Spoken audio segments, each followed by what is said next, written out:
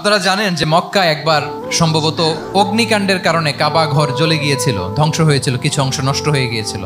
কাবাকে রিনোভেট করা হয়েছিল, ফলে কাবার একটা কর্নারে যে ব্ল্যাক স্টোন কর্নার, রুকনুল হাজারিল আসওয়াদ, হাজরে আসওয়াদ পাথরকে সরিয়ে রাখা হয়েছিল।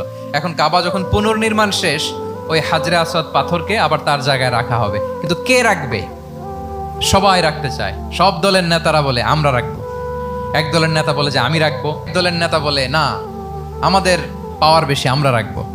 আরেক দলের নেতা বলে যে না এটা আমাদেরই, আরেকজন বলে রক্তের গঙ্গা বইয়ে দিব মক্কায়, কিন্তু এই সম্মান হাতছাড়া হতে দেব না। এখন জাতীয় চার নেতা গেছে চারদিকে, সমাধান তো নাই। পাথর কয়টা?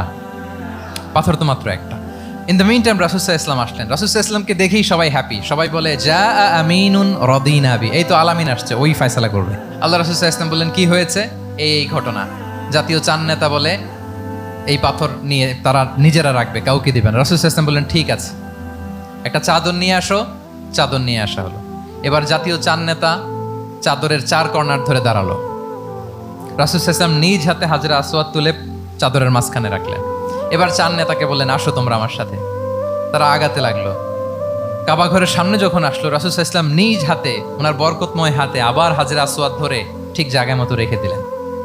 এতক্ষণ কিন্তু চার নেতা কি বলছে? কাউরে ধরতে দিব না, কিন্তু এখন চাদরের কোনা ধরেই happy. This is called conflict resolving ability.